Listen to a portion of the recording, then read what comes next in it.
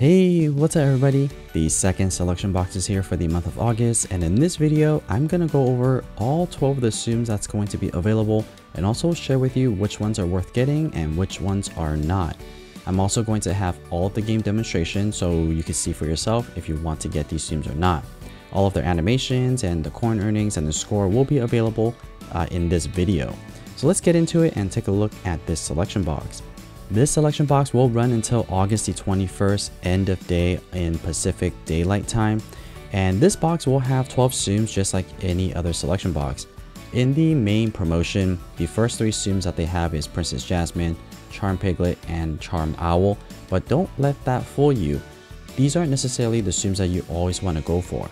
So let's get into it and take a look at the 12 that's available first. First, we have Princess Jasmine, Charm Piglet, Charm Owl, Henry, Land of the Dead Miguel, Happy Mike, Tiana, Joy, Raya, Rafiki, Captain Hook, and Judy Hopps. So those are going to be your 12. Unfortunately, this selection box is not going to be an amazing selection box. A lot of these Tsums in here are not going to earn you a decent amount of coins. They're okay, but they're not going to be a top coin earner or anything like that. Your best bet is to save your coins and really hope for the best for the end of the month. If you haven't gotten any of the flower Tsums yet, I would say save your coins and skip the selection box and try to get a flower Tsum at the end of this month instead. And by the way, if you're enjoying this type of content where I review selection boxes, do monthly leaks, review all of the Tsums that's available, then please consider subscribing to this channel. Your subscription really keeps this channel alive and keeps it going. Alright, so let's get into it and look at my top 3 Tsums for this selection box. My number 1 pick is going to be Charm Piglet. Of course, because it's a Charm Tsum, the gameplays are going to be a lot easier to just find chains in general. And if you're newer to the game and don't know what a Charm Tsum is, essentially instead of playing with 5 Tsums on the screen, you're only going to have 4. So therefore, it's going to be a lot easier to connect Tsums together. Now, if you play with the 5-4 boost on, then instead of having 4 Tsums on the screen, you're only going to have 3 variations. So instead of having 4 different Tsums on the screen, you're going to also get the charm that's on there. For Charm Piglet, it's going to be a pink flower. So you can connect those pink flowers along with Piglet and to make a longer chain. So it's very easy to activate the ability for Charm Tsums. Therefore, Charm Piglet is going to be my number 1 pick. The ability is also pretty good and very easy to use.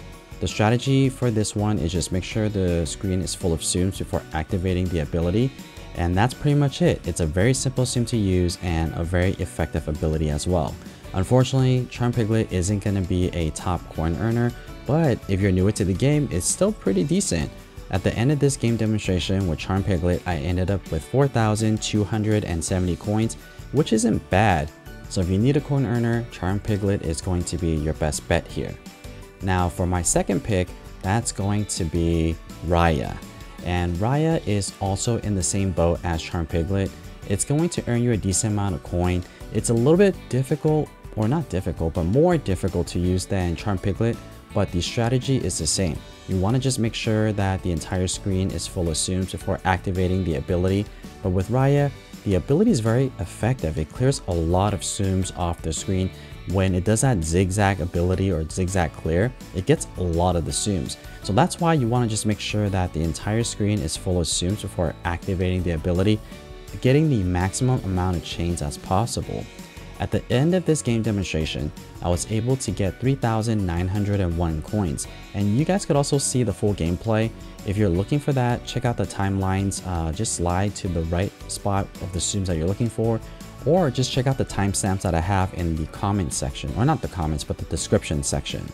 Alright, moving on to my number 3 pick, and my number 3 pick is going to be Rafiki. Rafiki is kind of freaky. He does get you a decent amount of coins. Of course, not as much as Raya or Charm Piglet, and also not the easiest one to use. Strategy is very similar to Raya.